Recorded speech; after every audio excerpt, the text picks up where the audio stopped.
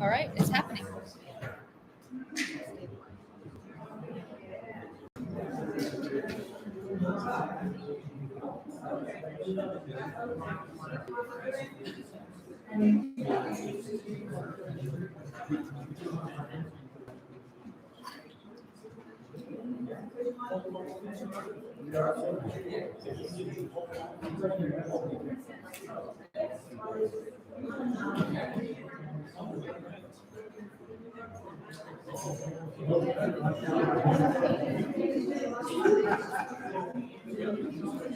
All right, can everybody see? Okay, we're okay? All right. So, welcome everyone. My name is Tony Garcia. I'm Principal of Street Plans. We're your consultant on the Connect Senoia project. We're here today to talk about mobility. I'll talk a little bit about where we are in the overall project. How many of you were at our kickoff orientation back in May? All right, awesome. Well, most people, okay. We do transportation planning, but we also do a little bit of master planning and code writing, all the things that we're doing for you all. And just to ground what we're doing again, some of this you've already seen, but I'm going to repeat it over and over for the next 2 years, which is how long you're going to see me. We focus on traditional town planning. We're always thinking about how we used to design towns. That's a core value of ours. We think we should return back to a lot of those same values, how the buildings should commute the street, how we should design our streets as public spaces. We're always thinking about how to make it easier for people to walk and bike and take golf carts, take anything other than a car. And we're also thinking about how to build economically and environmentally resilient places through these first two points. Now, at that last meeting, the first meeting where we all convened at the farmers market, we asked you a couple of survey questions. And we took these as some of your core values as a community. And there were more people at that convening than there are here, but certainly there were some patterns like the historic aspect of the town, small town, historic feel, history, friendly, attractive. In terms of what you love about town, quaint, quiet, small, charmed community, historic again. There's that pattern emerging, traditional communities. And then in terms of the overall project, the number one thing was growth management. How are we going to get a handle on where the town goes in the future? We're not here to talk about that just yet. We started to do some analysis of that, and there's going to be conversations throughout the week about that, but we're not there yet. We're talking about mobility. So just a little bit about the agenda today. I'm going to tell you a little bit more about this week, what we're doing. This is not just today. This is a week-long event where we're really designing a lot of the infrastructure that we hope that you all will support over the next 20 or 30 years. We'll get a presentation about street design in general, touch on some of the things that you saw on the boards, and then we'll do a little mapping activity. So remember, this project, the overall effort is 4 components. It's a connectivity plan, a mobility plan, right? How we walk, bike, and get around through the car and without the car. A growth and conservation plan. How do we preserve the things that are beautiful about this place and also allow growth to occur in a managed way? A town center master plan. So thinking about where new buildings may occur in the town center and in places where you as a community say, we're okay with development occurring here in a certain manner. And then a code, an ordinance that guides all of that development. We're here for the connectivity plan. So what does that mean? What are we trying to get out of this week? And the activity that we're really going to be working on today. There's 3 major components. One is a route plan. So there's a large map in front of you, and I'll give you more instructions later. We're looking for how you get around. Where should new trails be? Where should new paths be? Sidewalks. You're going to make major investments in infrastructure. Where should these investments go? Then how do we design our streets? If new development occurs, what should those streets look like? Based off of your experience right there in the back, you have opinions about how streets look and how they function. So let's try to transfer some of that. And I'll tell you, just looking at the survey, it's not surprising the things that there's a very clear preference for versus not. And we can code for those things. We can design streets like that and ask developers to build those streets. And also retrofit some of your existing streets so that they're that beautiful as well. And then finally, the third piece is thinking about how you phase those investments. One of the major outcomes of this project is a 100-day action plan, so that you don't have a plan that just sits on a shelf. What happens next? Right? Where are sidewalks going to go if you have sidewalks? Are there places that we can take the street and retrofit it in an easy way so that you're not waiting for a decade for a sidewalk or a path? Or other things like traffic calming. Where do you see traffic? Where are the traffic hotspots that you really want to get under control, given your situation right now, to say nothing of some future growth pattern? So we're doing these funny things called Charrette. It's just a convening. It's a major community event over the course of the week. And the purpose is that we convene here today and we meet back again throughout the week multiple times. On Wednesday, we'll be at the farmers market. And then on Friday, we come back here and show you what we've done during the week. So tonight is your turn to tell us what you think. Then we take the rest of the week and start drawing digitally on a computer, drawing by hand.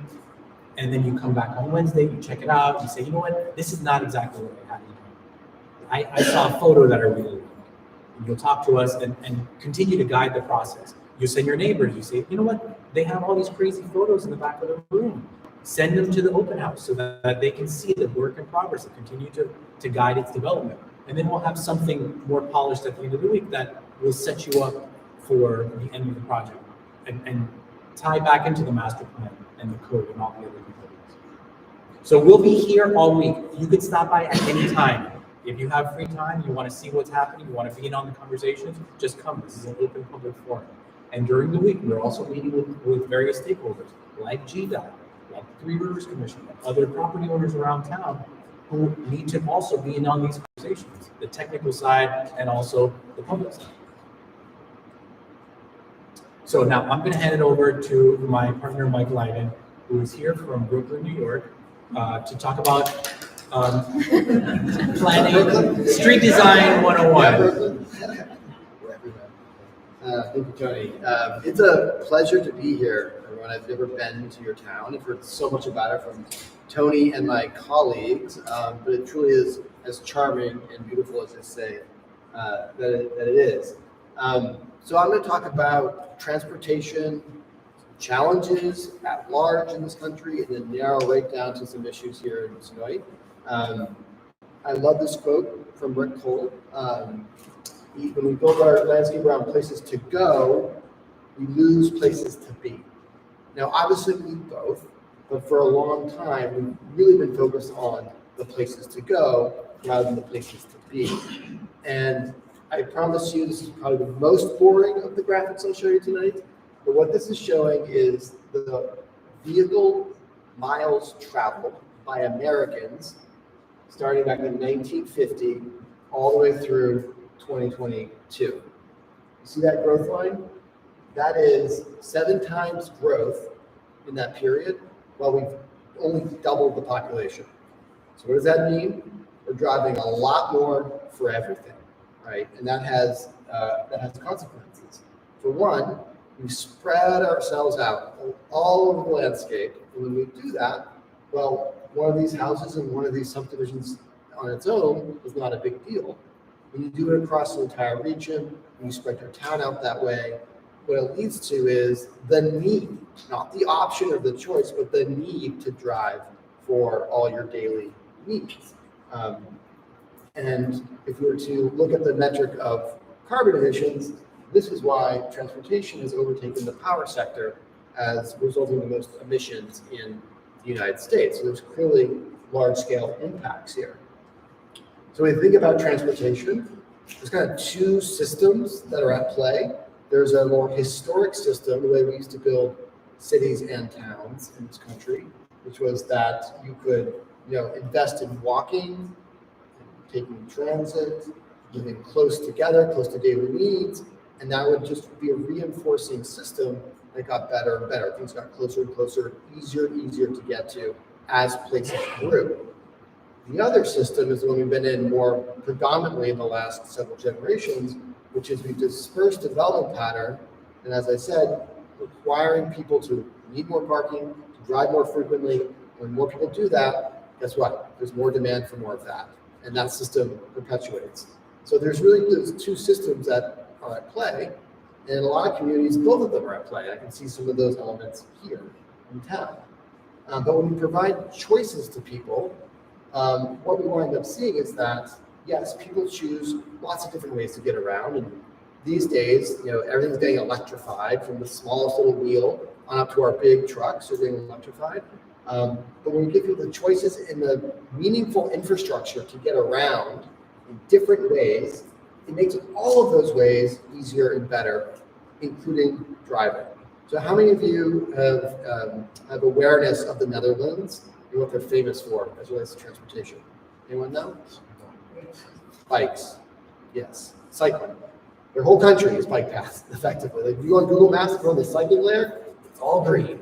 But guess what? It's also continuously named by their own citizens as one of the best places to drive, because people are driving.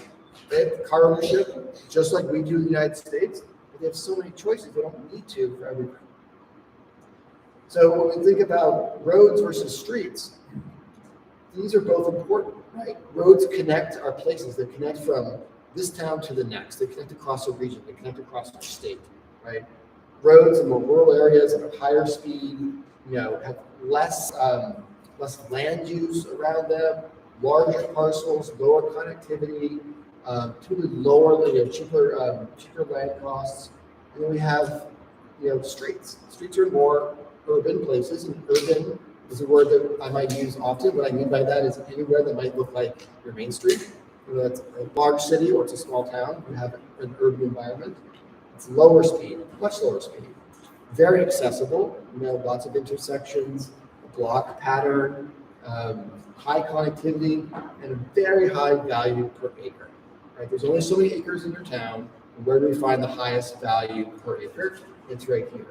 And I know Tony's looked at specific data on which buildings giving you the most value on the acre scale.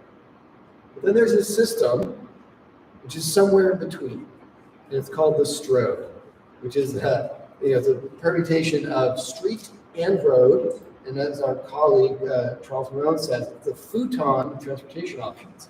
Who likes to sleep on a futon? No, not very many people, right? So it's this in-between hybrid, right, that is a little bit uncomfortable, right? You can technically walk, you can technically bike, there's sidewalks, right? But it's not a very pleasant place to do that. There's so much space in terms of pavement, so many vehicles, it doesn't really meet the needs of a road, because you can't go that fast, right? There's traffic lights and there's congestion and there's things that you have to watch out for, like intersections and driveways. Unlike a road, it has a lot of the land uses of a street, right? There's places to shop, places to go to school, lots of destinations on the street. So it really mixes those two systems together in a way that doesn't really function all that well. But when you grow subdivision by subdivision without planning for that growth effectively, you wind up getting a lot of these types of streets. Your 2-lane country roads slowly become this over time. You get more congested, less safe, less pleasant, and wind up giving you land use patterns that are low value per acre. You can go to that another time perhaps, but this also leads to a lot of danger on those streets. We've seen since 2019 in the United States almost a 20% increase in fatal crashes. There's a lot of contributing factors, and a lot of it a lot of people point to the pandemic as this moment of change in how people were driving on our roadways. And I think part of that comes from having almost no traffic on our streets for many months. So people could drive as fast as they wanted, and they sort of brought that expectation, even though people started to return to our streets and to our communities, not just here in Georgia, but across the United States. But at the same time, our cars that we're buying more frequently are bigger and heavier, buying more SUVs and less sedans. So when a big, heavy car hits another big, heavy car, there's more damage. There's more risk of fatality, particularly true if that's a pedestrian or a cyclist outside the vehicle. These cars are stronger, yes, more efficient, that's a good thing, but they're heavier. So at the same point, there's kind of a bad combination of things as it relates to pedestrians. So look at that curve with pedestrian fatalities in the upper left. We had a low in 2010 2010 or I guess 2009, just over 4,000 pedestrians and calories in this country. It's now doubled in just over a decade, which means that while our cars and their features might be making us safer on the inside, right? A heavier vehicle might better protect you. Everything outside your vehicle, not so much. And that is a bad combination with the increase that we see in distracted driving, because we're all carrying devices and have entertainment systems in our dashboards. So speed is really the critical item here. When you drive faster and you have a heavier car, right, this is physics, there's more force and it causes more damage. So this is a very common chart that we show people that if you get hit as a person outside of a car at 20 miles per hour, there's a 95% chance that you survive. Great. As those numbers go up, as the cars go faster, your chances of surviving go down and down and down. And as it so happens, a lot of those roads, where all those daily destinations are, those are the types of roads that people are traveling 35, 40, 45 miles an hour. And when you go faster, you kind of see less, right? Your vision cone, as we call it, gets smaller and smaller. Think about hurtling down the highway, you barely notice the things that you're whizzing by. As you go slower, your field of vision opens up and you're able to see more. So it's one of the reasons why, particularly in town settings and neighborhood settings, we want people to go slower. So these streets, they're designed for people to travel more slowly. And when we do travel more slowly, we can see and react and stop a lot faster. So blue is the reaction distance at a certain speed, and the yellow is the braking distance. So as you go up in speed, your reaction time slows, takes you longer to react, so you'll need to brake your vehicle, and the braking distance extends to being almost 3 times as long, from 63 feet at 20 miles per hour to 164 feet at 40 miles an hour. So how does this play out on your streets? This is 85, this is 16, 101 crashes since 2018 at that one intersection. So we see the convergence of 2 higher speed roads and what that can do as it relates to crashes. And that's probably the biggest hotspot in the community that we've seen just from the data that we pulled today from the Georgia Department of Transportation.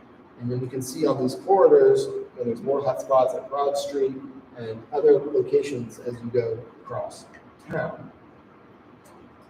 So there's been we did the numbers today, there's been a 28% increase in crashes in your community since 2019. That's higher than the state at large. In Georgia, it's been 20%, which is more in line with what we've seen across the United States in the last 3 or 4 years. And this is your crash tally by year, going back from 2018, 2019, very consistent. A dip in 2020, which again, with the COVID pandemic, less people out driving around. And then as life began to come back to more normal, you see this big spike, and that spike has been holding, not just here in your community, but we see this data playing out everywhere. So that's a great concern. And the majority of crashes are people in vehicles. So that's affecting everybody, not just people walking or traveling, on a bicycle, but those who are primarily driving. So this system is one that we advocate for. It's probably not smart to keep chewing up our countryside to perpetuate that growth cycle, which what we see in the back so far from you all tonight, I think there's some common opinions that that's not maybe the future that you want here. Or is it to take existing streets and keep widening them and widening them and widening them until it's no longer comfortable to move around in anything but vehicles? So again, we're trying to make sure that there's choices on the table for people young, middle-aged, and old to move around the community. And while electric cars have a lot of promise in a number of ways, spatially they're still the same thing, right? No matter how a car is powered, they take up the same amount of space, they congest streets, they travel those same speeds. So while we're big fans of moving towards electric vehicles for a number of reasons, such as reduced tailpipe emissions and pollution, and they're much quieter, there is no spatial change. They're actually heavier, because right now those batteries are extremely heavy to put into those cars. So they're even heavier than the cars we have today that are powered by gas. They still pollute with lithium mining, and because of their weight, increase tire pollution. There's a lot of particulate matter in the air that we breathe, particularly near very busy roads. And the heavier the car, the more particulate matter is in our air. And then the charging infrastructure, we're not quite at scale yet, are we, in terms of being able to take your car and recharge it anywhere you go. So we have to say that changing streets is, yes, a technical exercise, but primarily it's a political one, right? There are choices that we have to make collectively between community members, your elected leaders, people beyond the bounds of governance, here in your community, at the state level and at the federal level, have a role to play. And we as planners find that people are often skeptical, right? Just like this woman's like, looking at this guy saying, okay, tell me more about these safe streets. But it's true. There's a real need to consider the political process and how we can imagine it's going to work best here moving forward.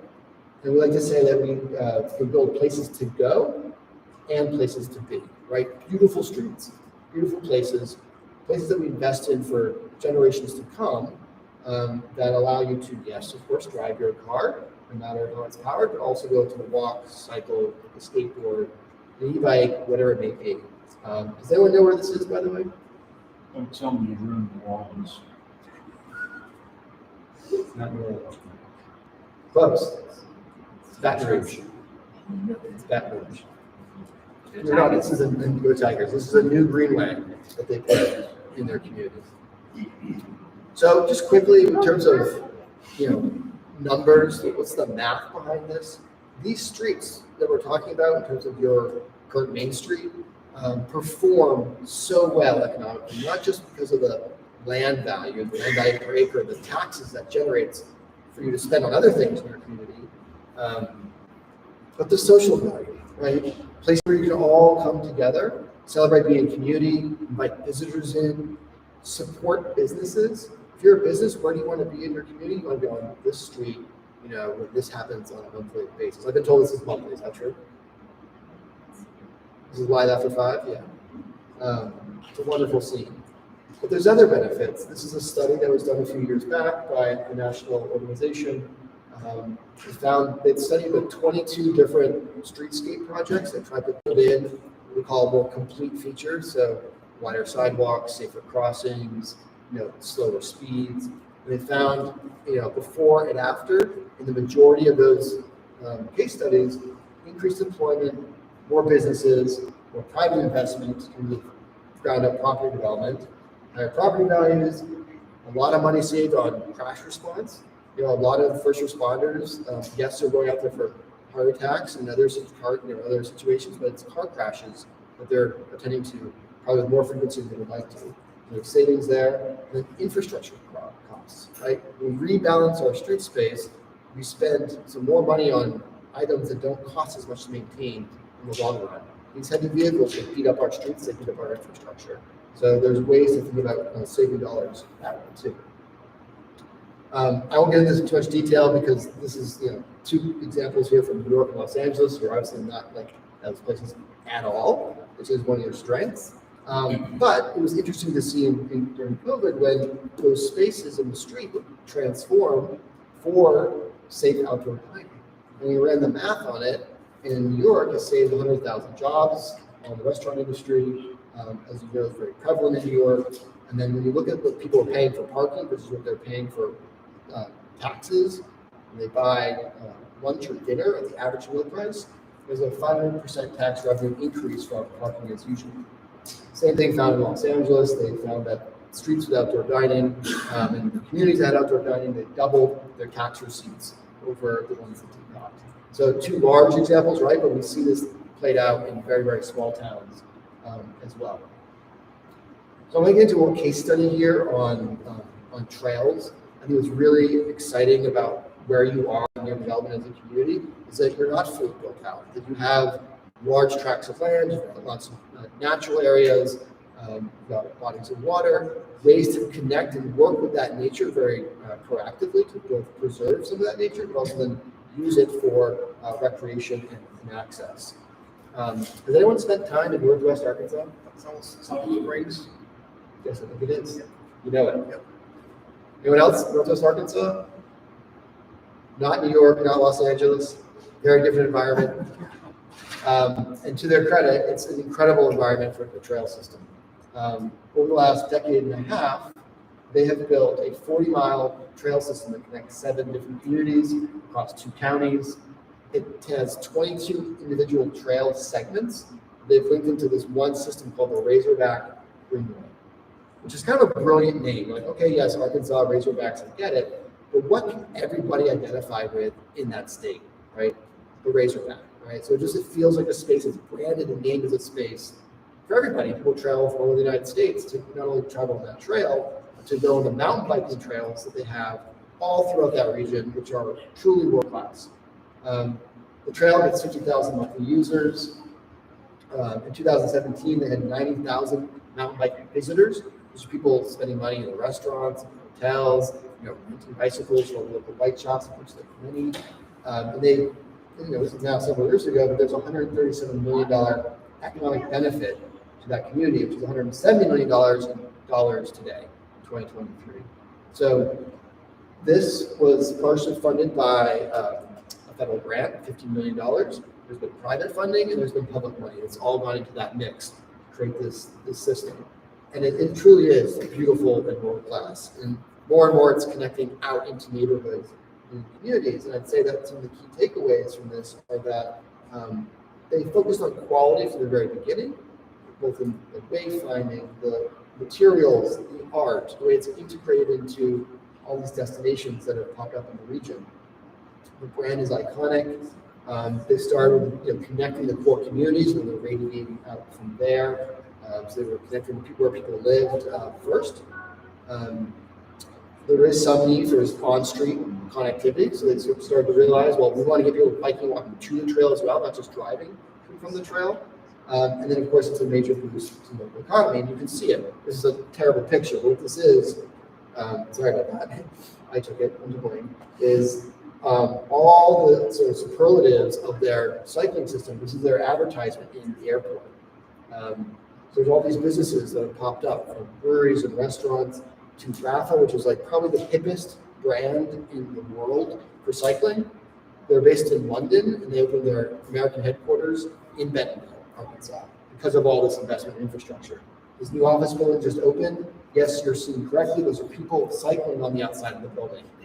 They are truly invested in this because it's such a strong identity for them.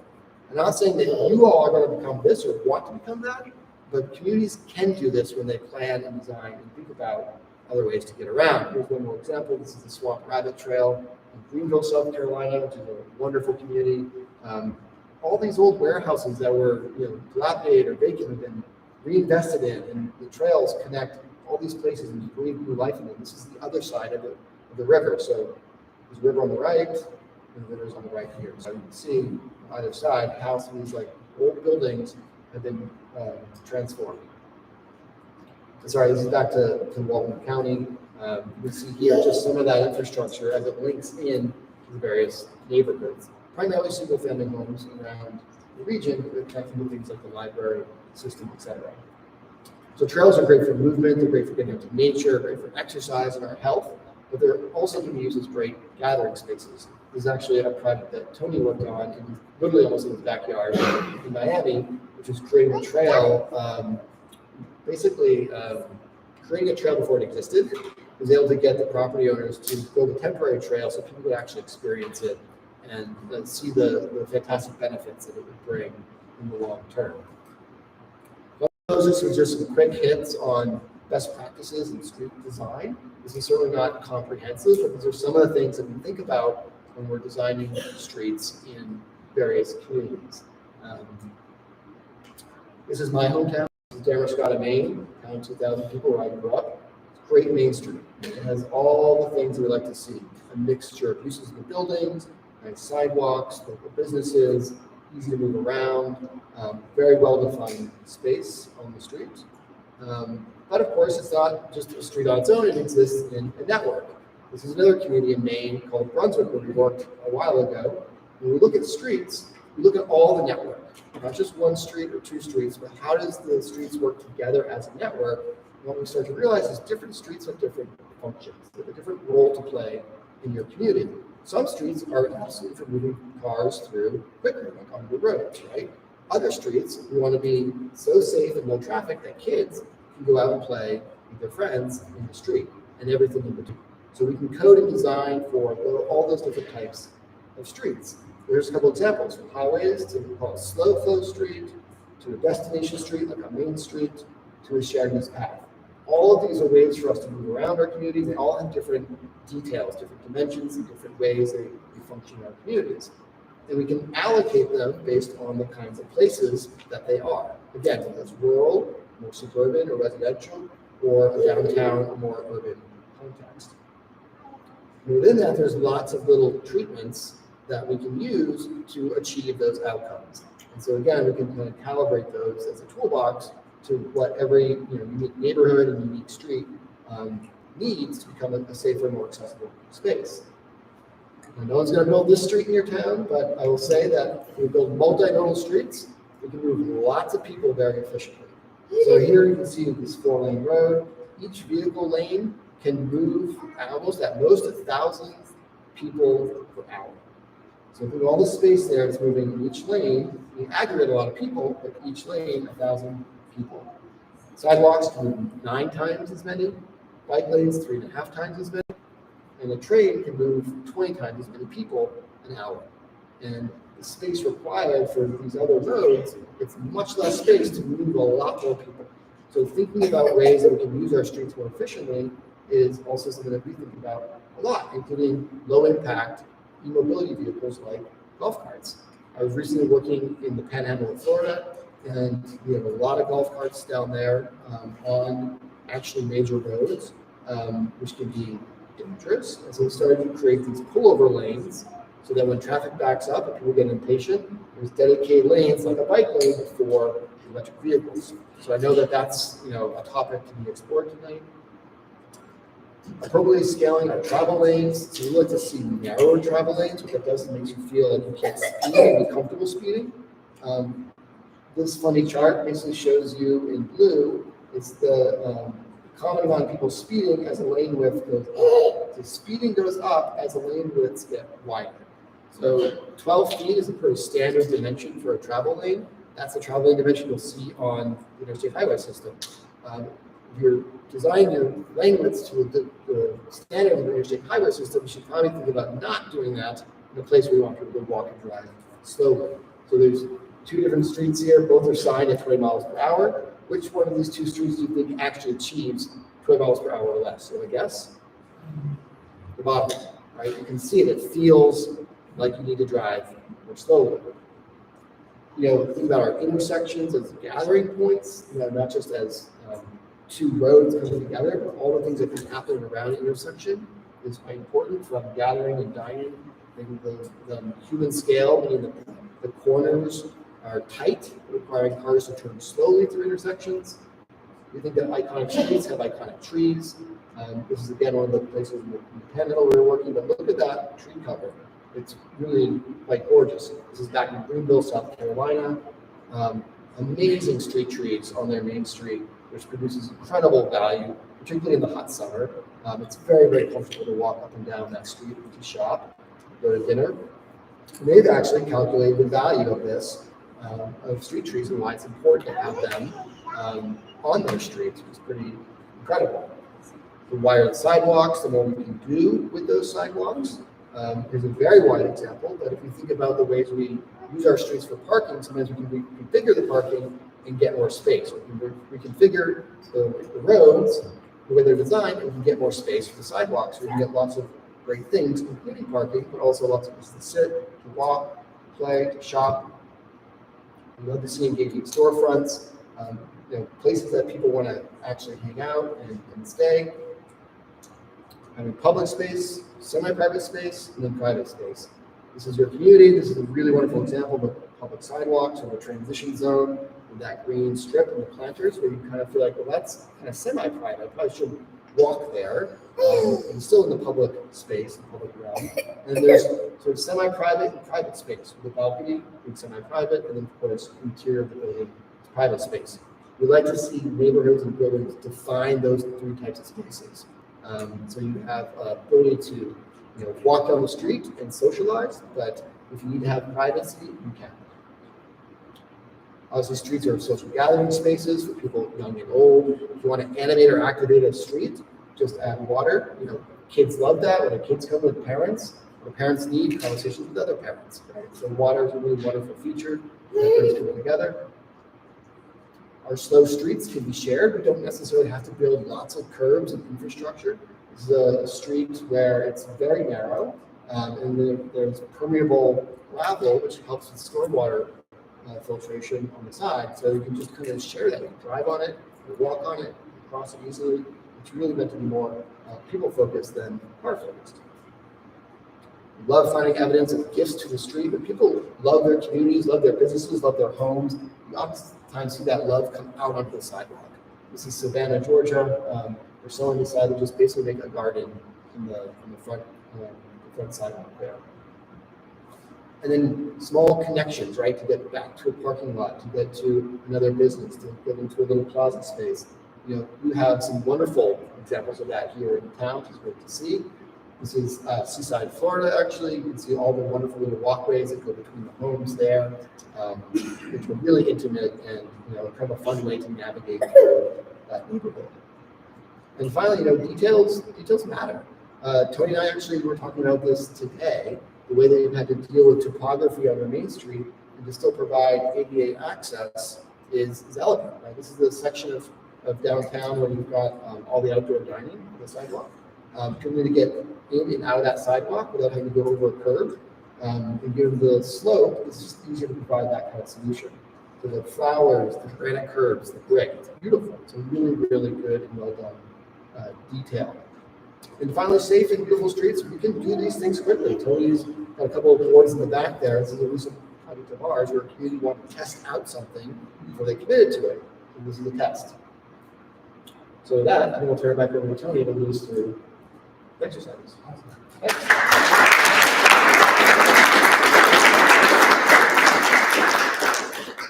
All right, that was a lot. Thank you, Michael. Okay, so now we're going to do a mapping activity for my folks in the back. Come up to a table. Don't be shy. Okay, so at each table, you're going to have somebody from our project team to help facilitate the conversation. Before I get into the specific instructions of the two activities, the purpose of this is for you all to draw on the maps and then to interact with each other. So we're going to put you on the spot, force you to draw, and then there's got to be somebody who's taking notes and somebody who feels comfortable presenting in front of the group. At the end of the next 45 minutes, I'm going to call on a random person at the group if you haven't self-nominated. And your purpose is to explain to the rest of this meeting what you all talked about. So there's two questions that we've got. Number one is about routes. Routes within the town, routes around town, for trails, for sidewalks, for golf cart paths, any traffic calming, places that you know people are speeding that you want them to slow down, places that people are cutting through a neighborhood that you want them to slow down, places where you know you need a sidewalk, all of these things. That goes on the big map. You just pick up a pen or a marker and start marking it up. The second component of this is a corridor design. Okay, at each of the tables there's a different corridor at a large scale and in a section drawing. We also added these little cutouts from a fun program called Street Mix. These are all to a certain scale, and they show different things that you can do in the street. Some are travel lanes for cars, some are sidewalks, some are bike lanes. We want to put this in your hands so that you all design the street that you want to see. So this is an activity that you can sort of like mix and match the components, and you're going to have somebody there kind of guiding you along. But if you find a solution that you like, you take a picture of it. So for the routes, think about what types of routes, what types of trips are you currently taking? Where are you going? Where you're able to not necessarily drive. Are you able to take trips without driving right now? Would you like to? And if so, where would you like to go? The maps have current routes, current trails, and sidewalks, and there's a lot of gaps, right? So where do you want to connect? And then you can put a big star, a big circle on locations that we need to focus on. And don't be shy about writing on these maps. So if you see something that that you know you want us to see. You have a street that something happens on a daily basis. Write a little note to us and say, go to XYZ Street. On CB Street, we always see people crossing at this location. There's not a crosswalk, you need a crosswalk. Mark it up on the map. For the corridor design, what elements are missing? What of that corridor, what's working well? What would you like to see on Highway 16? What kind of frontage do you want to see on that street? As new development occurs, this is your moment to say, we want a path, we want street trees, we want XYZ components. And all of those components are in these little tabs. Okay, and then, like I said, I'm gonna call on somebody if you haven't so volunteered. So go. Question. Yes. You're gonna tell us to switch between 1 and 2? I'm not gonna tell you to switch between 1 and 2. You guys have a conversation about the route planning. If you end up going to the section, great. If you want to keep on talking about routes, that's perfectly okay. I'm going to float around to each table. Ready, go.